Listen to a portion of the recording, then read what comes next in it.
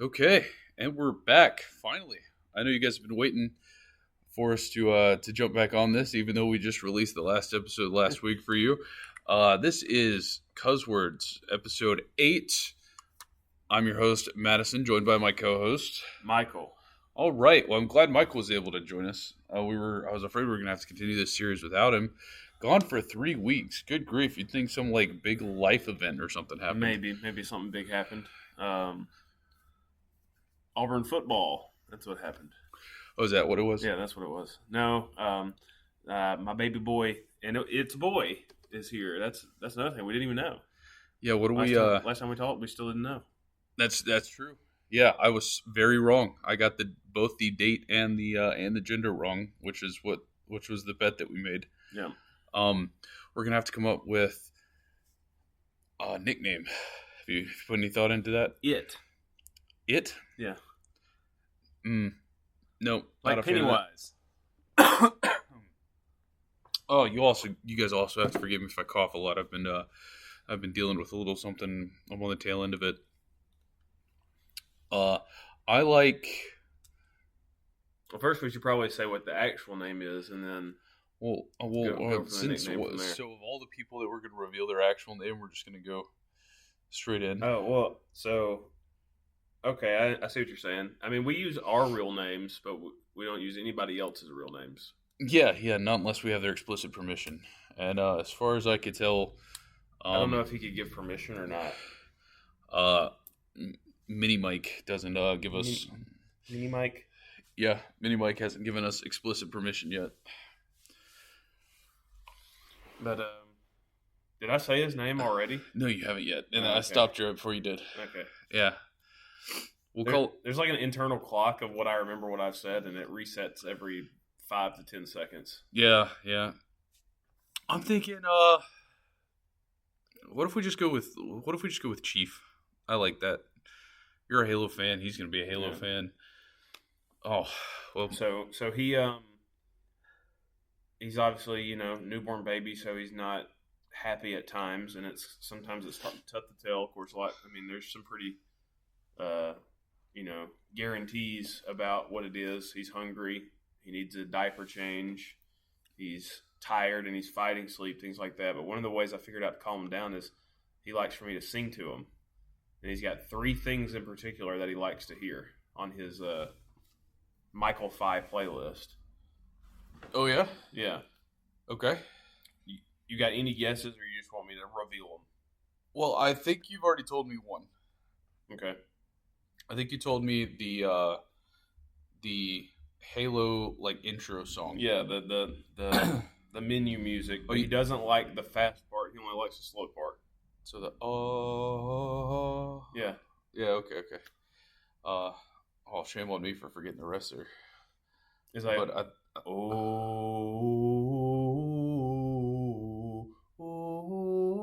but the slower you go, the better. Like I actually draw it out even more. Oh, so you're not just playing it; you're singing. No, I'm singing it to him, and I'm elongating it even more because I think he really likes those deep low notes. It's just the intro. Yeah. So, but then when it gets to the dun dun dun dun dun dun dun, then he starts crying. Oh, really? Yeah. Yeah. Does he cry when you sing it too? Yeah. Yeah. Yeah, he don't like that part. He only likes the slow. But he loves the slow. It calms him down. What can you guess the other 2 things that are guaranteed?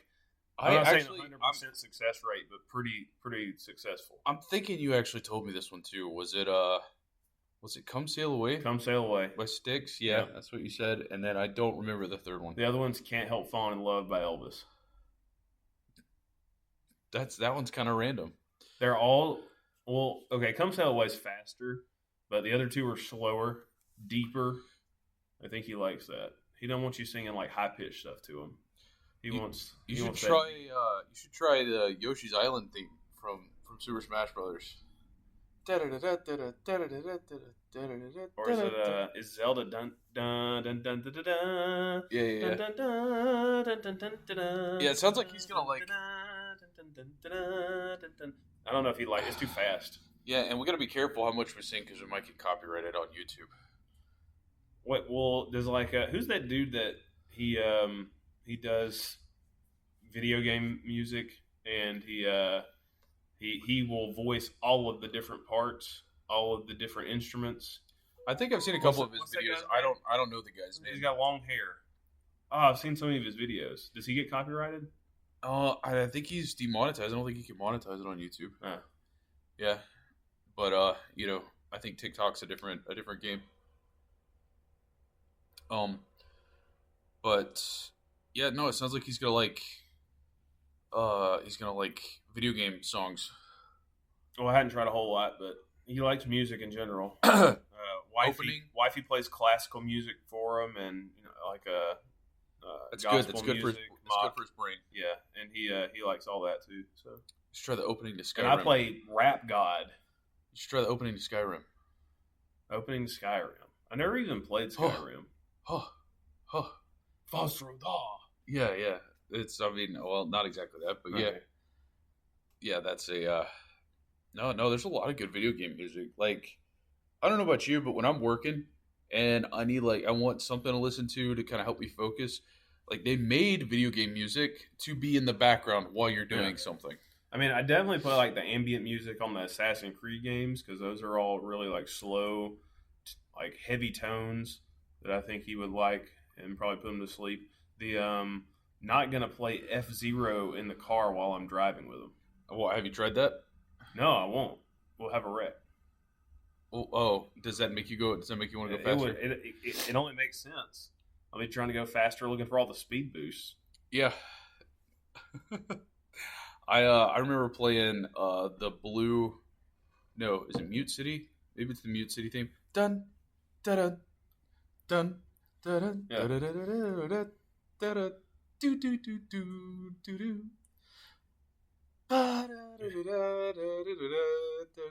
Yeah, I remember. Dude, sometimes when it's raining and it's like getting tricky to drive, I'll throw that on. Makes me all the confidence in the world. But you don't want to be overconfident when you're driving because then you try something and it doesn't work out. Oh, one time back in college, I was driving back from Atlanta back to Auburn, and I was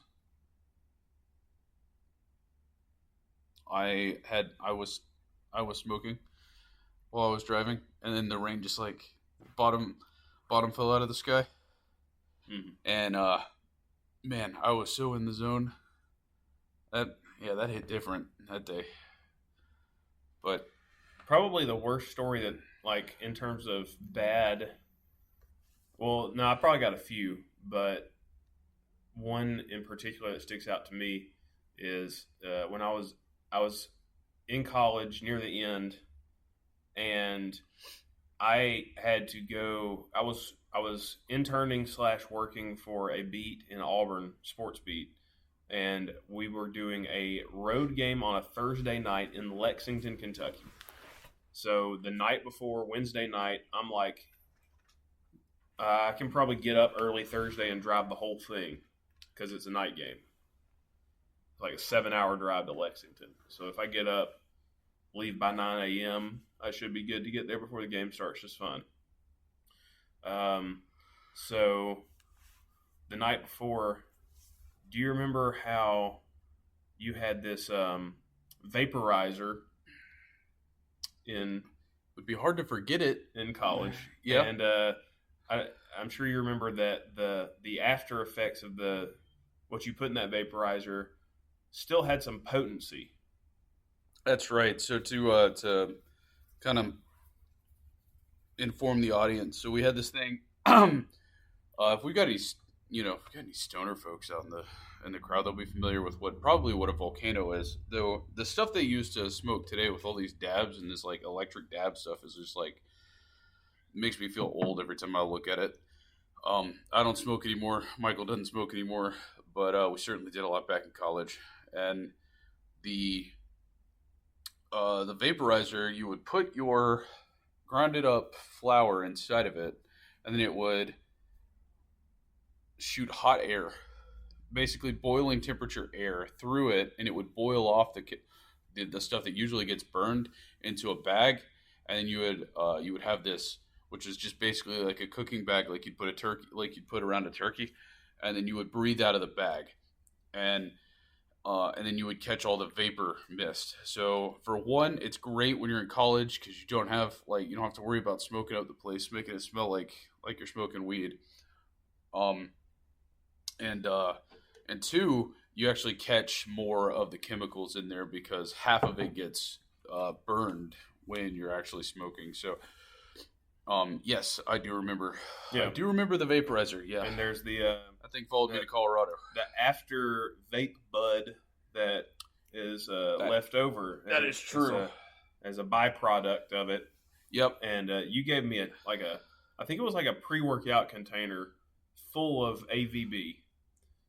And you said, yes, I did. Here's what you can do with this stuff. You can utilize it in cooking, or you can literally just ingest it as it is. You wouldn't recommend it because it doesn't taste very good. Yeah, so the one thing about this stuff, after it's done, there's a little bit of potency left in it. And if you know anything about marijuana or whatever, when you cook it, you have to get it to a certain temperature before it activates, before you can actually ingest it. And so what this would actually do is get it to that temperature, and then there would be some residual left over. So instead of, having a bunch of ash in this, like if you're smoking left over, you would have just this after vape, just like brown looking flour. And I would just collect it, put it into a pre-workout container, and then save it. And in case I wanted to, I don't know, make brownies or do something. But yes, I think I do recall me giving you this container. Yeah, you gave me the container, and me and my roommates, we used it at times to make some different stuff. And then that night, I don't remember what exactly I made, but I made a lot of whatever I made, and ate it that night. What were those things called that we used to? It was like quick and easy. Firecrackers. Oh yeah. Firecrackers. Yeah, firecrackers. Basically, Nutella between two graham crackers. But did you? And obviously this AVB stuff on it. And AVB stands for after-vaped-bud. Yeah. Is that what you made? Yeah.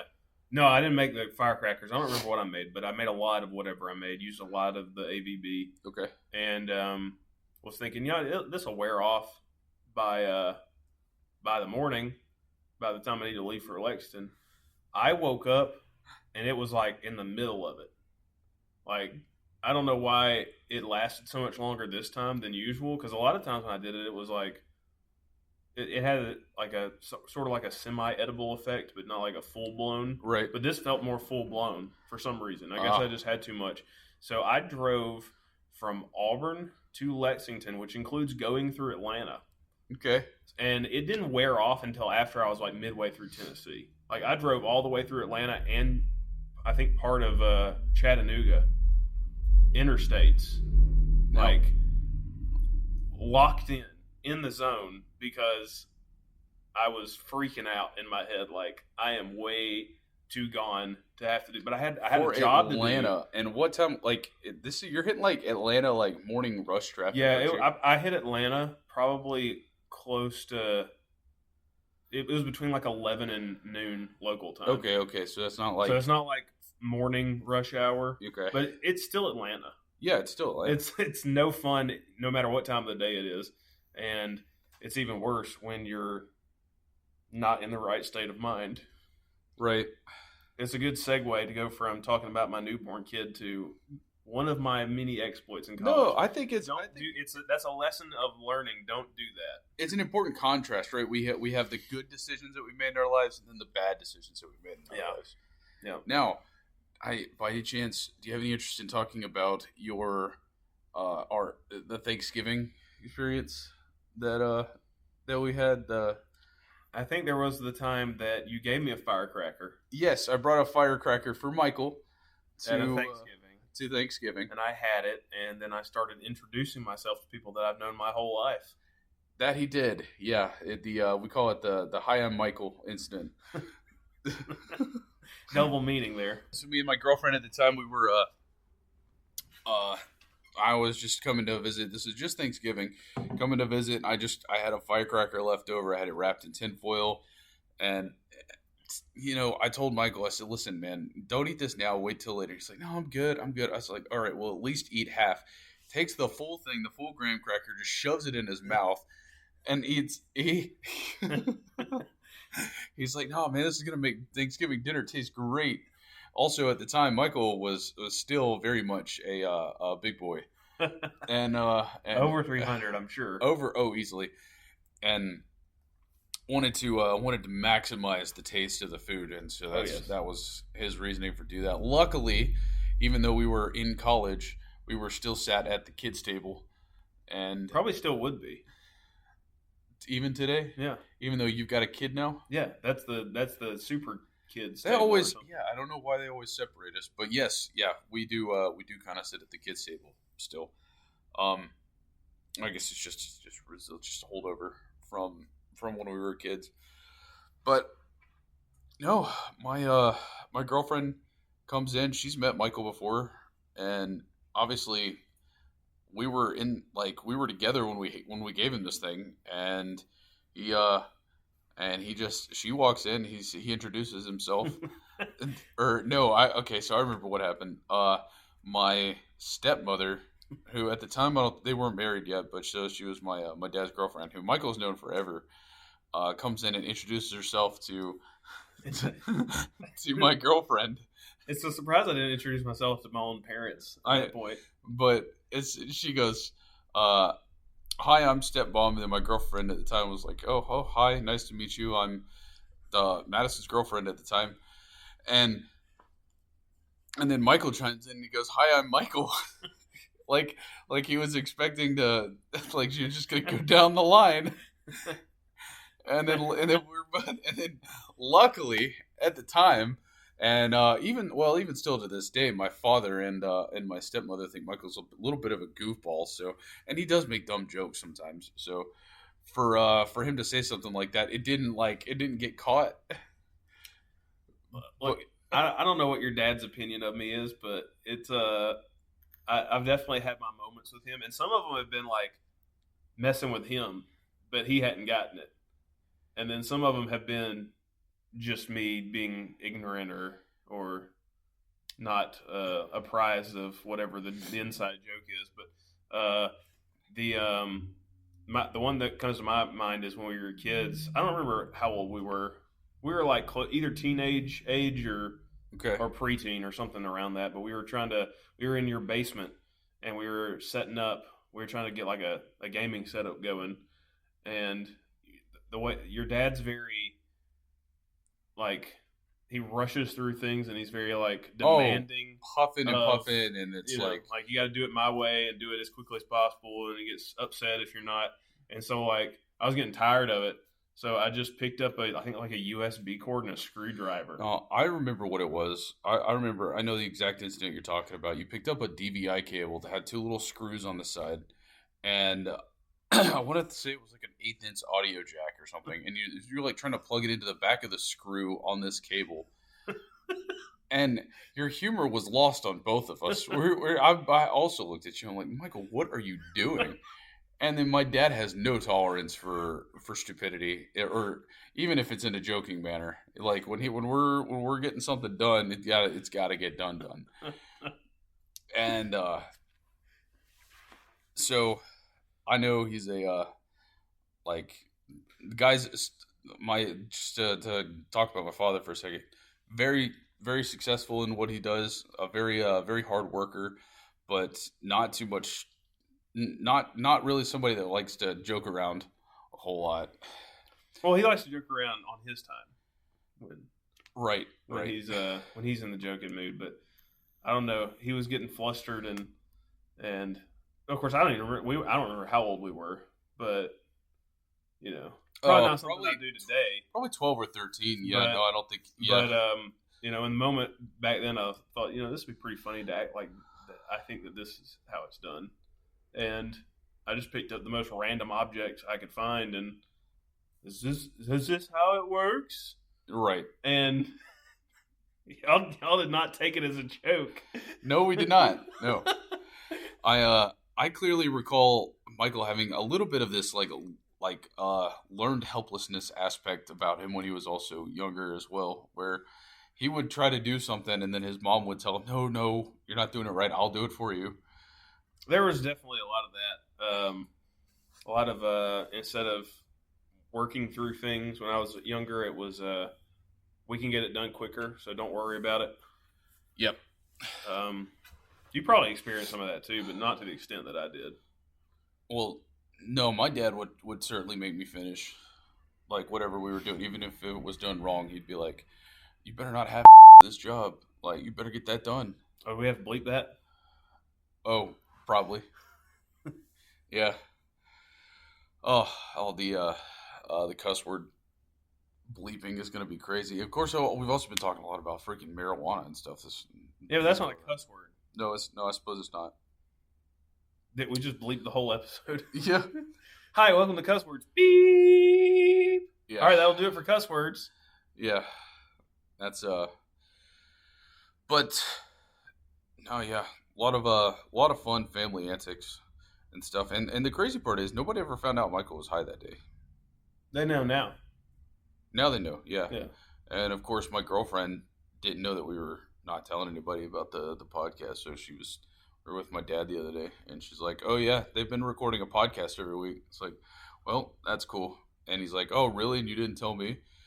And I do think he'll probably be a listener. So he's Yeah. gonna probably listen to every single one of these. Well, I mean, I think I've told him before that was me joking around. He probably just doesn't even believe me. I yeah, I mean, yeah. Well, well, for one, he probably doesn't believe you, and two, I guess I was more thinking about the time that you went to Thanksgiving dinner highest. He probably he probably figured it out after a while. He's like, Michael's acting real weird today. Or he just thought that you were just evolving and like becoming the final weird form. Look, everybody's a little bit weird. It's just how they portray it and how they own it themselves. I mean, if you're like the worst weird is like somebody that thinks they're super cool, but is not. That's the worst kind of weird. Yeah, That's super cringe. If I'm going to use like the new slang for the kids out there. cringe. Yeah, That's like 10 years ago, my guy. No, there are definitely like boomers and Gen X people that have no idea what you're talking about when you say cringe. Bro, I'm telling today that would be Ohio. Ohio. Well, okay. Gen Alpha slang is just That's not Gen. That's Gen no. Z. Cringe is Gen Z. But I'm saying there's potential listeners if they're older that have no idea what you're talking about when you say cringe. I'm telling you. All right. I've had to explain what cringe means in recent times, like in the last couple. Yeah, of weeks. it's like when you see like, I mean, if we have to go into an explanation on cringe, which I don't believe we should have to, it'd be like you see the. It's like when you see like a dude pass a love note to the popular girl at school, and you're like, "Oh my gosh, why are you doing that?" That kind of feeling. It's awkward and it hurts. Right. And the only person that's not in on the joke is the person that's being cringe. Well, and it's not even a joke. Sometimes you just want it to end. Yeah. Yeah. Or sometimes on a TV show, you might watch your like the main character embarrass themselves in front of a lot of people, and you get that little. It's like kind of like a tightness in your chest type of feeling, and it makes you want to like curl up into. Is a that ball. like empathy of like I wouldn't want to be there? Exactly. Yeah. But then, like, the cringiest people are the ones that don't have that level of empathy. So they're like, it doesn't bother them because they're like, I guess, overly confident. And they're like, oh, I wouldn't mind doing that. That doesn't seem like a problem to me.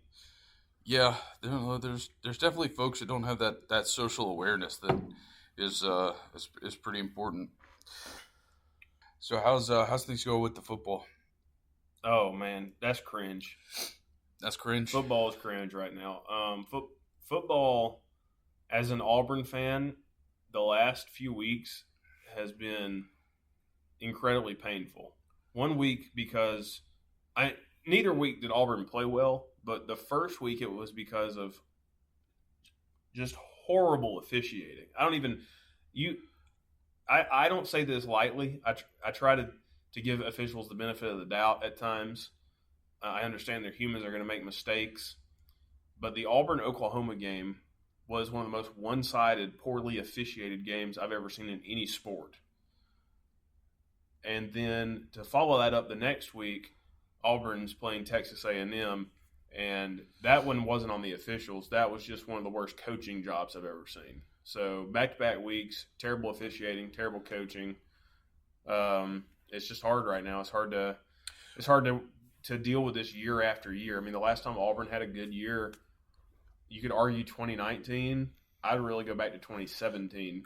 So with the widespread popularity of things like DraftKings and other betting platforms, I mean, who's to say that one of these refs doesn't have a bet going on one of these platforms, or Wouldn't surprise me, or tells his buddy to say, "Hey, do this. I'll call the game in the favor of the team we want to win."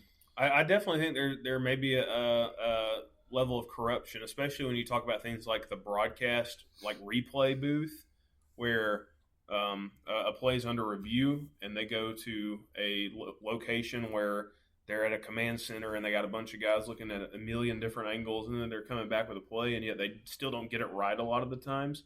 Now, here's something that I saw just this past weekend from a different conference, the Atlantic Coast Conference, the ACC, that needs to be uniform across all of college football and really across all sports that have a replay review system.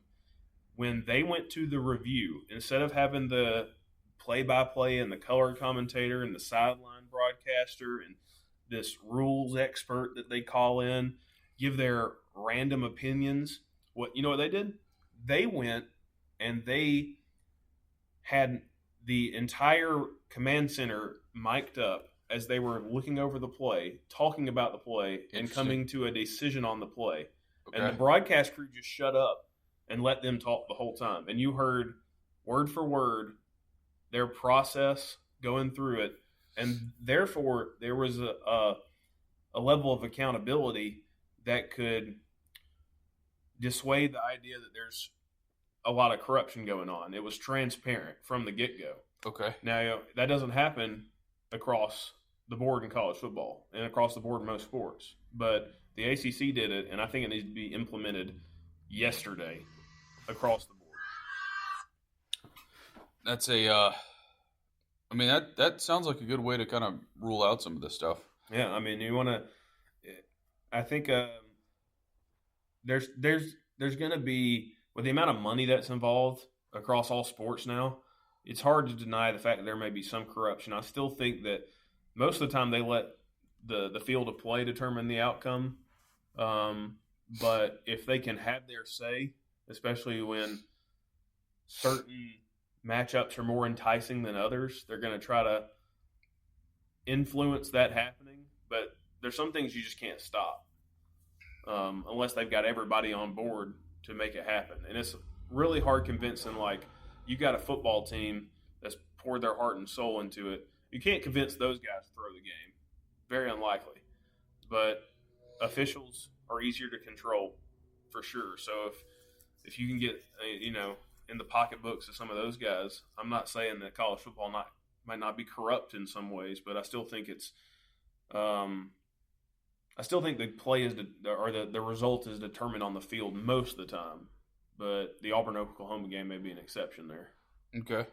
Now, did you ever look into, because I know we mentioned this, I think I mentioned this to you like right before Chief was born, or Mini Chief, or Little Chief, or whatever. Yeah. We'll come up with a name. And that's based off of the name Master Chief, by the way. He's in no way Native American.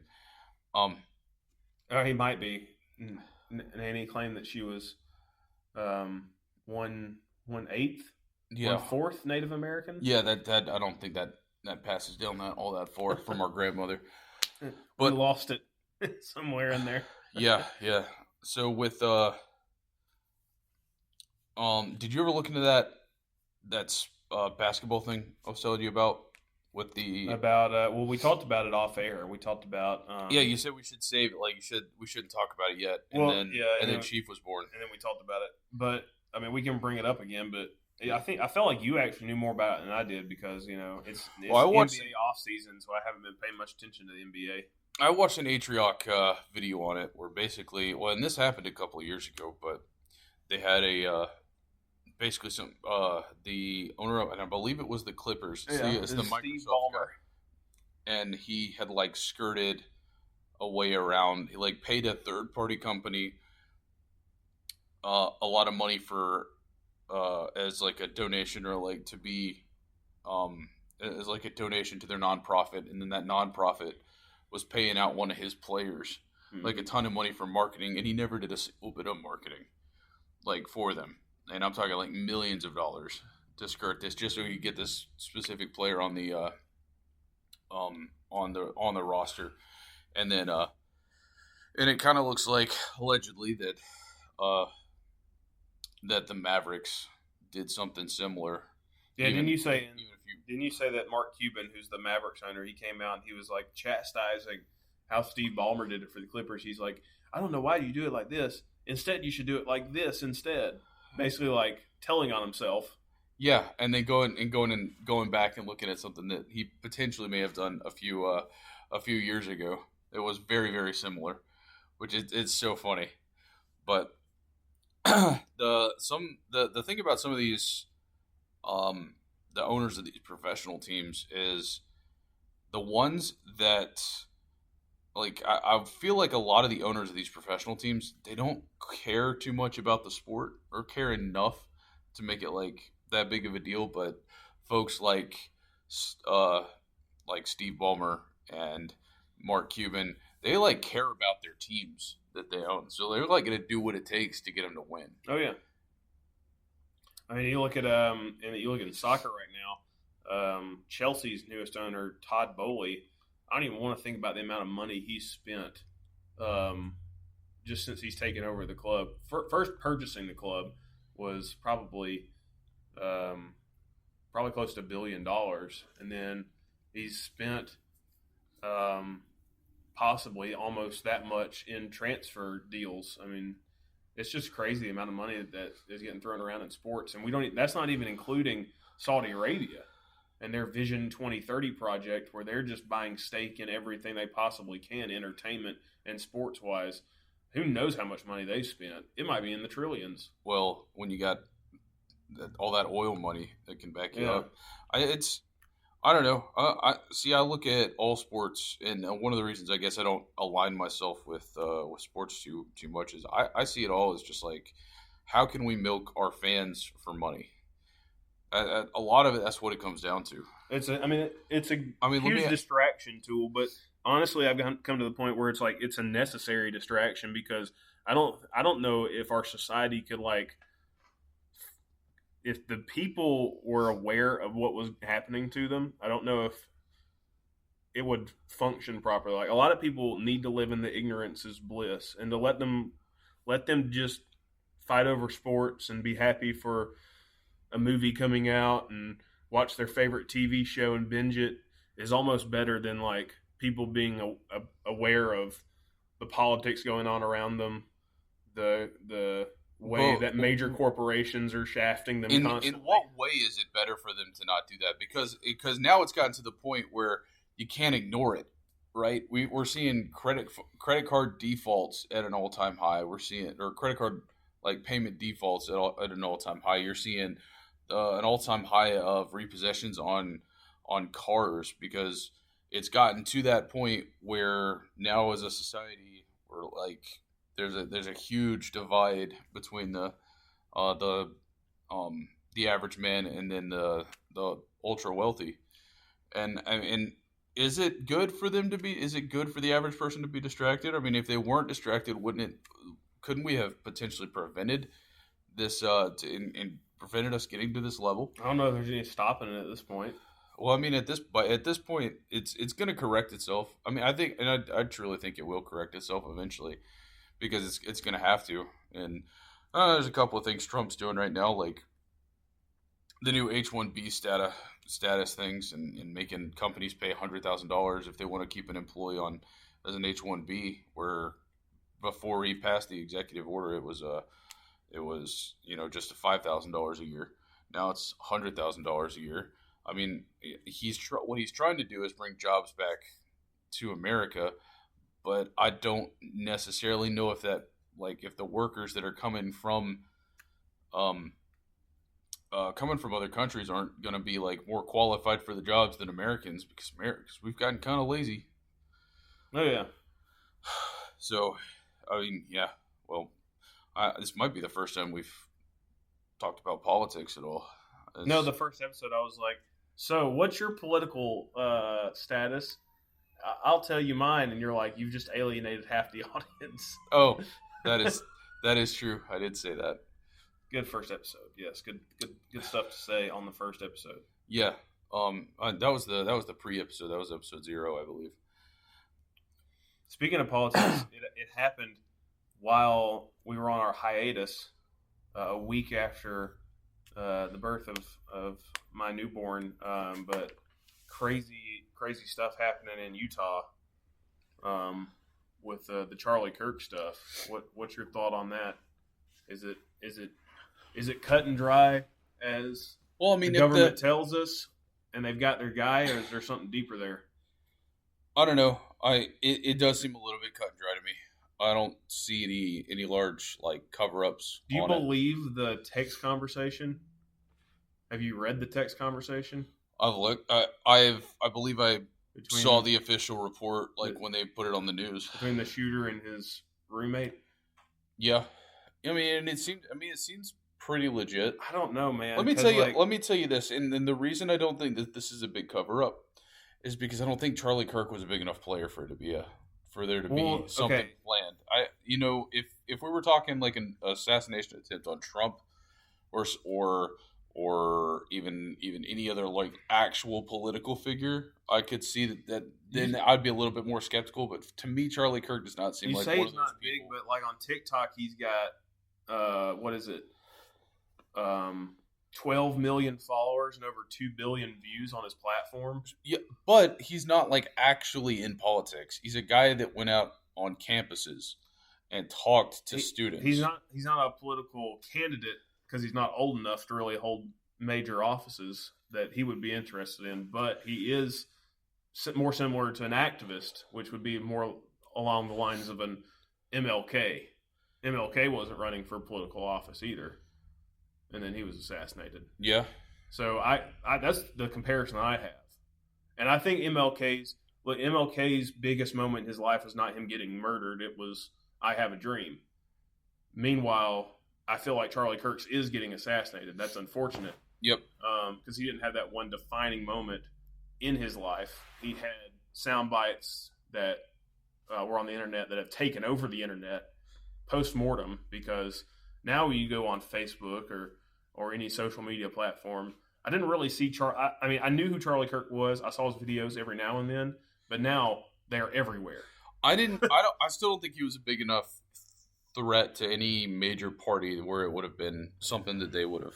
Yeah, I don't know if he is a big enough threat for these real crazy deep conspiracy theories that are coming out, but there is stuff that it seems a little odd from the FBI. The text conversation in particular is very odd to me, because it's like this dude is literally just admitting to everything in such a blatant fashion to his roommate. And his roommate's just like, well, his roommate really? was his significant other. Yeah. Like he didn't know anything about what was going to go on. And also, it seems like he was using terminology that's just very odd. Like, I put the gun at the drop point. Well, who are you dropping it for? Well, if you're planning out an attempt on something like that, you're gonna make it. You're gonna have a plan. Yeah. But was he dropping it for somebody else? Because they're acting like he was a lone person here. I feel like that might not be the case. He had some help from somebody.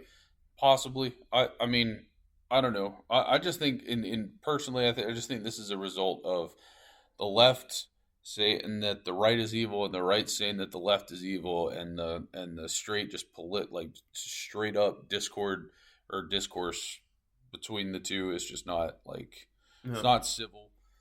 And it's unfortunate, because that's something that the guy that was killed was that was one of his biggest platforms. That was what he was advocating for, is let's just talk about it. And then that got him killed. So it's a bad sign when the guy who's begging for both sides to just talk about it with each other is assassinated.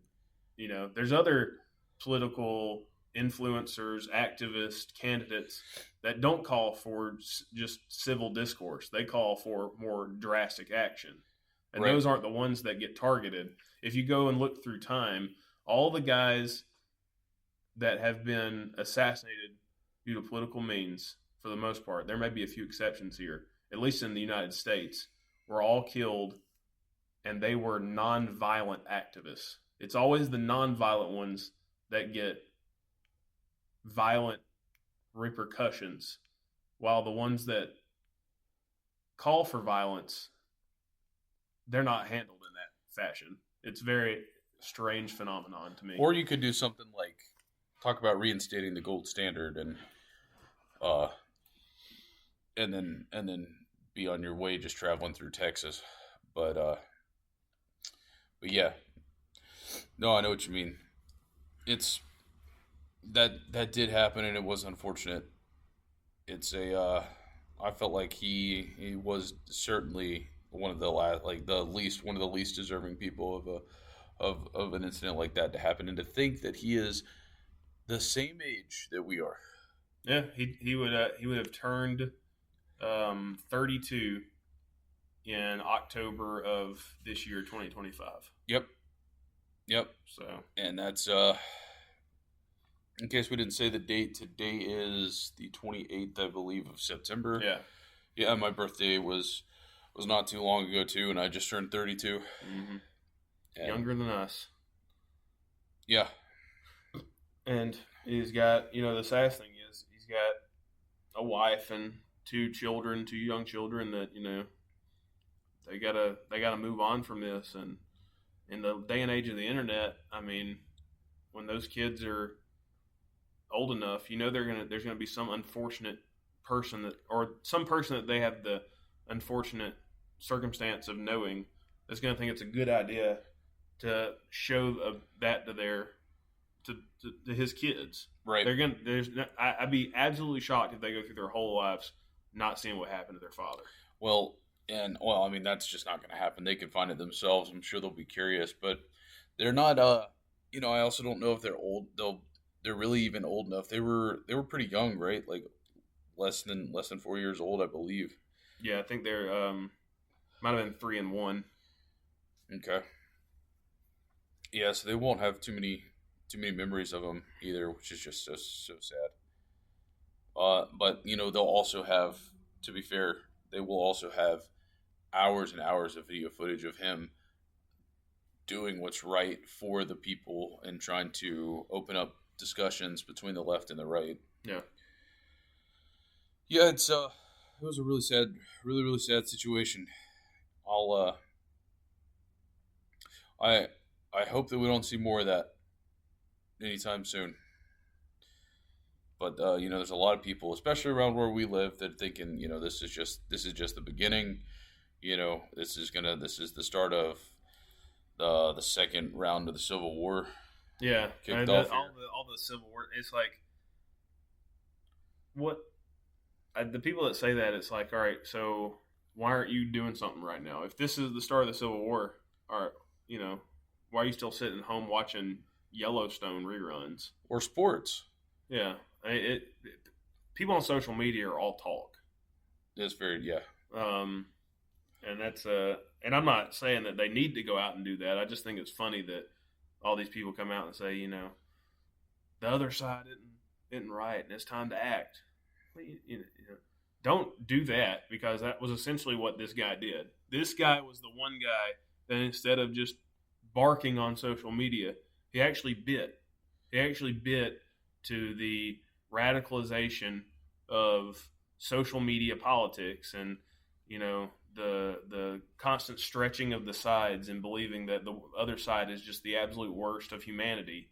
And instead of just leaving it to the keyboard warriors, he thought it'd be a good idea to do what he did.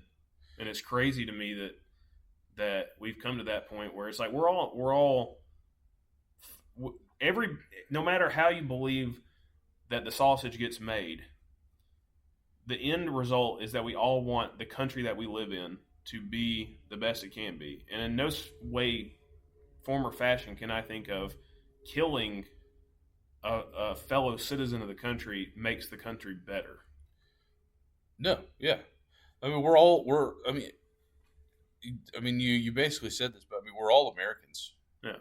Like, we should want what's best for America, and killing each other is not what's best for America. Certainly not.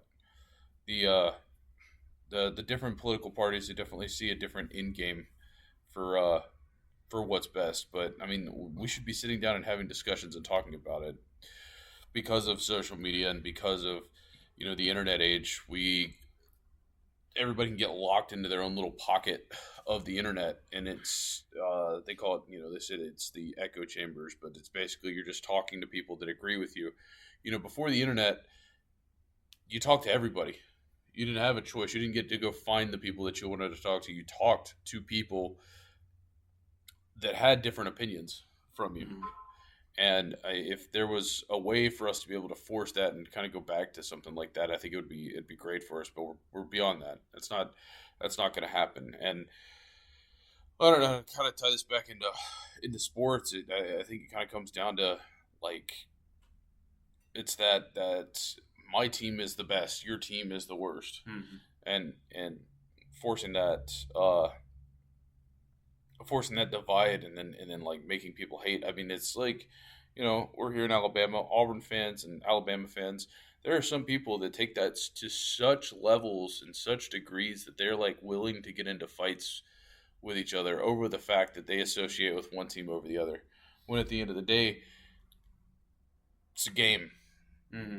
I mean, you got people that have been killed over Alabama, Auburn, and other rivalries, not just in this state, but all over the country and the world. You got people that won't consider dating people of opposite fandom. Like, it's that serious to them. And I love sports, but that would never change my opinion of a person. I mean, I think we can both agree that one of the best people we know, he'd probably disagree. He'd be like, "No, I'm not." But genuinely a very, very good person is an Alabama fan. We're both Auburn fans, and I don't think either one of us harbor any sort of ill intent or grudges towards Teach because he supports a different school than us. Right.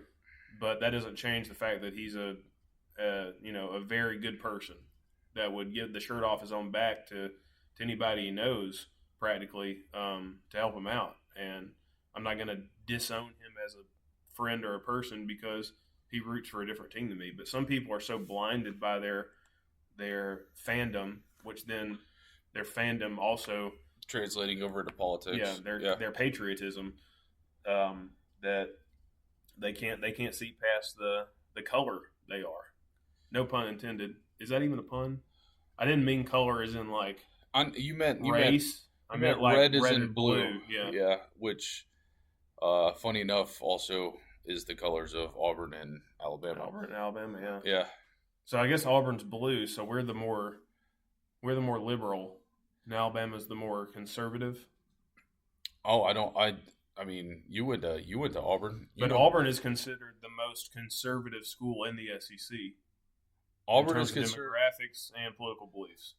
Interesting. Not the stuff they were trying to teach me in class. Yeah, no, I mean it's still a college campus, so it's still going to be right liberal in general, but it's not in terms of the overall landscape of most college campuses. Auburn's on the more conservative end. Yeah, it's I don't know. It's a strange world you've decided to go off and have Little Chief in. Yeah. We'll hopefully things get better over the next few years, and I think we're. I like to remain hopeful. I know a lot of people are doom and gloom, but I like to think that we're gonna get this all figured out. I mean, there's too many reasons for us to figure it out versus reasons for us to not figure it out.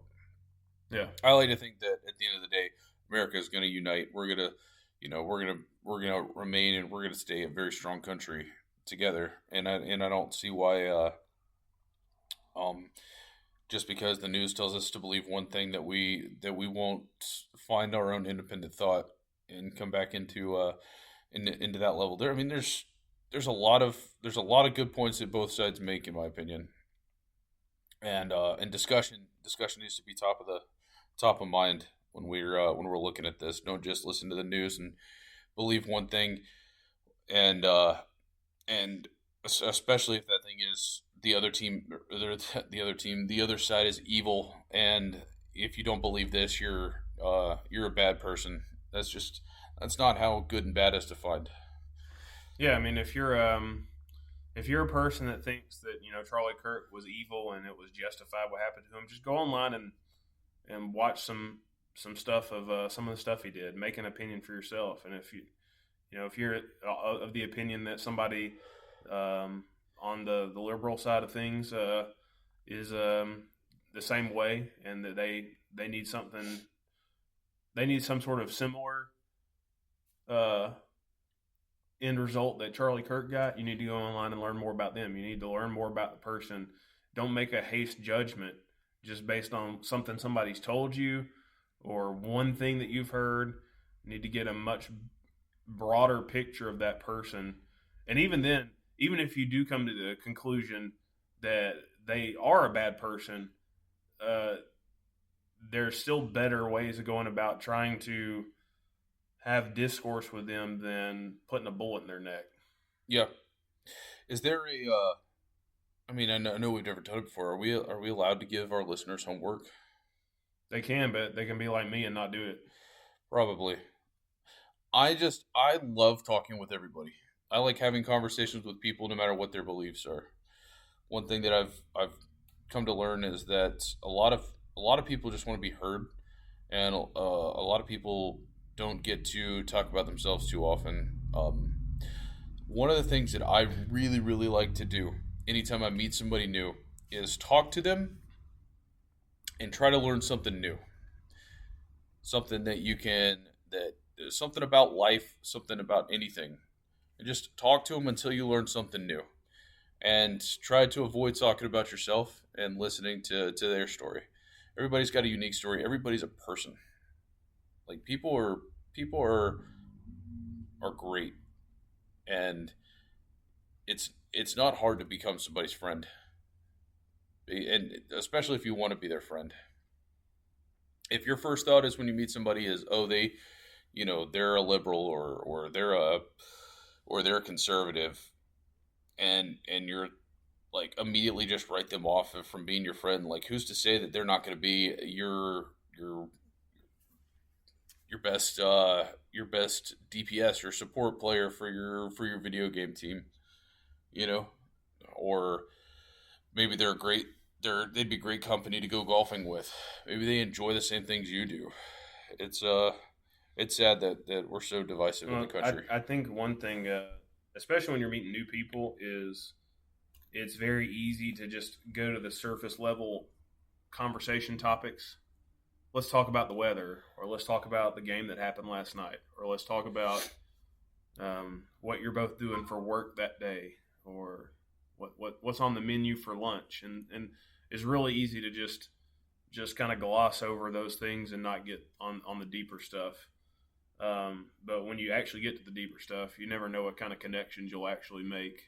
It's just for most people, I think it's hard to jump right into that. It's hard for some people to do it, even with people they've known for a long time, but especially a new person, practically a stranger.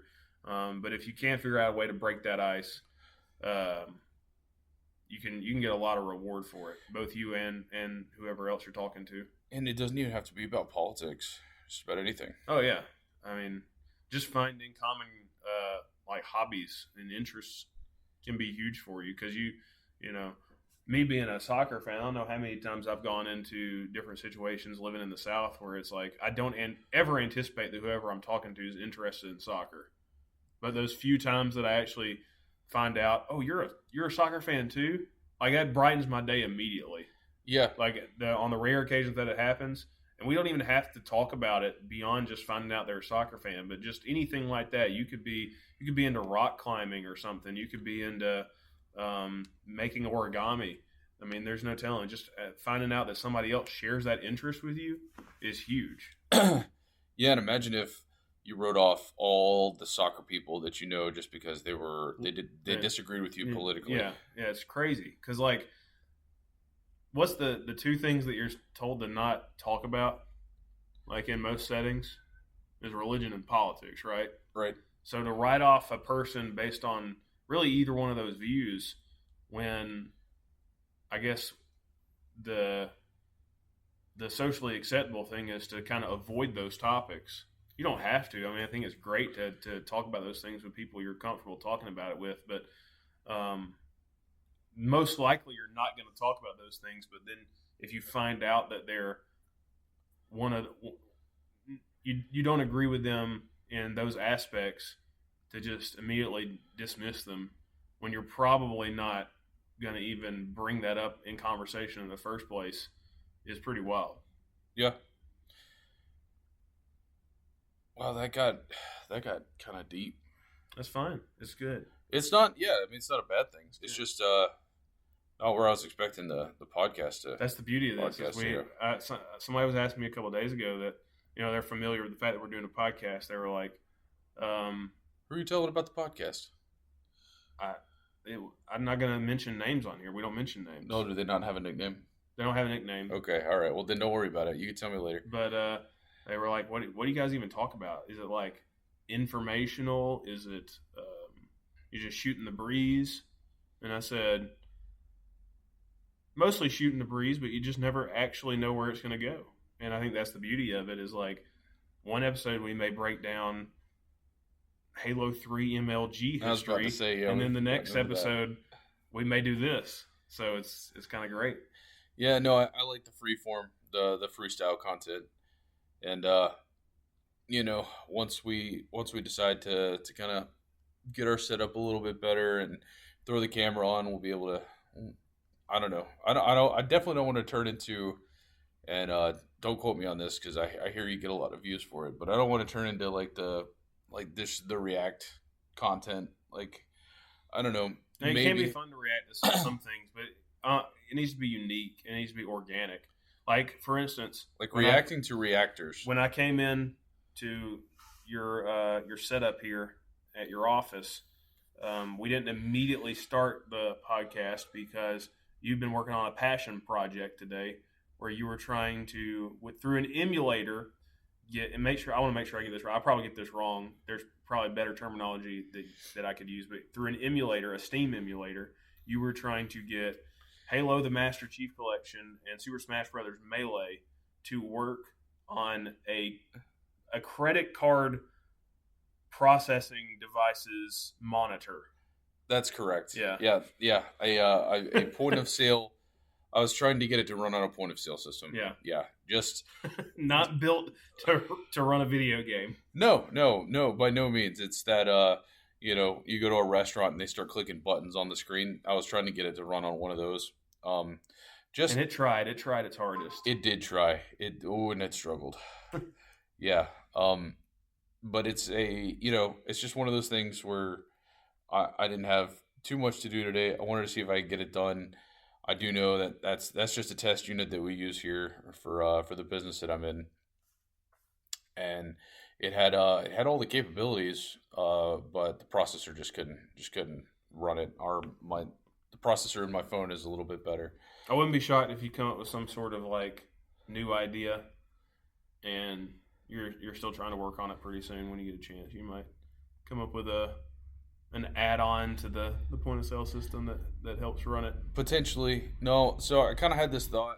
There are some of these devices that have built-in receipt printers, and how cool it would be if, like, say somebody's running a Smash Bros. Tournament or something, and we hook it up into the emulator, and it, like, prints out a receipt of your score and to help kind of organize tournaments. Yeah.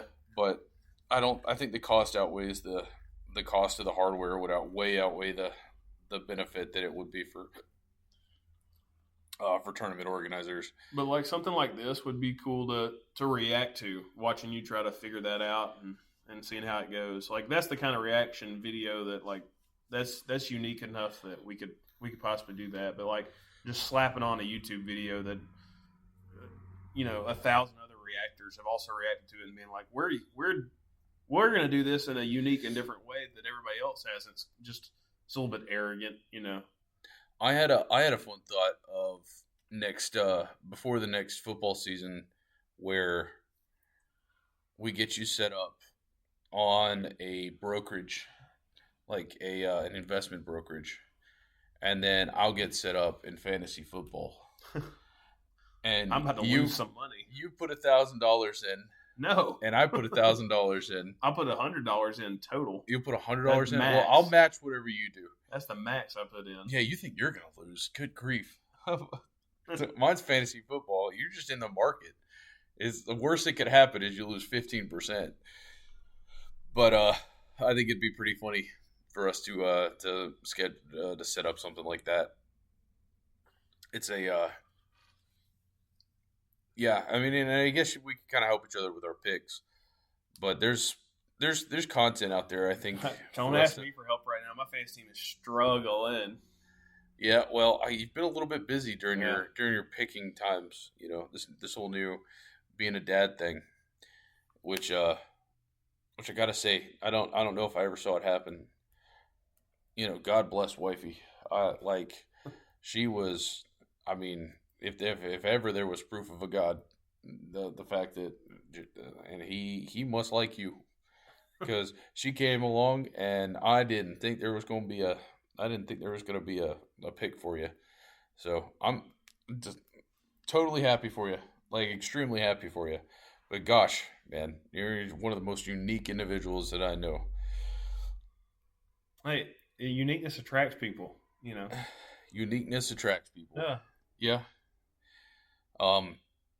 Not a plethora of people. I mean, it could also just be that you were the only straight guy at the local theater. That's very possible. And very possible. Yeah. Oh. No, that's not true because we're actually there's another couple. They were together before us. They both met in theater. They got married after us, and I don't. You know, they're another case of a theater showmance that's successful. So there are straight men in theater, and at least here locally. And I would say it's a fair shot that like the girls that are in theater, they're not attracted most of the time to like your jocks or your men of academia or the guys that are trying to climb the corporate ladder and stuff like that. They're attracted to theater dudes. So, which just how it is. I can't comprehend. I can't, not even a little bit. Oh man, you act like you've never been on a stage before, but there was a little while there. I wasn't acting. You weren't acting, but you were singing on stage. I mean, there's still some showmanship there. That's completely different. That's like you're comparing. Shoot, I mean, and it is one thing. All right, there's one thing if you're on the screen, right? Like I believe that a lot of actors in Hollywood are straight, right? But the local theater performing for no one and making no money off of it, that to me is a little. I don't. So it's only straight if you're making money. That I mean, if you're, I mean, do people? I mean, why would you? I think it's more of a straight characteristic to make money to make money than to do it for the love of it. You know what I mean? Only like, non-straight people do things for passion. Acting and crying and dressing up in costumes and walking around on stage rehearsing lines when you could be out I don't know, fishing or hunting or something productive. We need to find a gay man that is into hunting and fishing.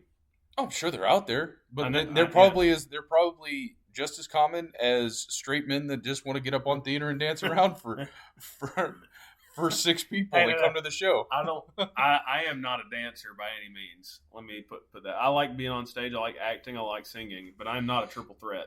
I completely miss the dancing gene. So I'm not your dancer. I'm not frolicking around up there. I'm pretty stoic. My rule, in my movements, at least. The rule that I have for Michael and his productions is I do not go to these things unless You have to take a date. I got to take a date. That's the rule. Like, if it's something that they could get some enjoyment out of, I just see my cousin acting a fool up there. Like, you wasted how many hours learning all these lines, and then just so you can get up here and not make any money. No, in fact, you have to pay money. You're paying.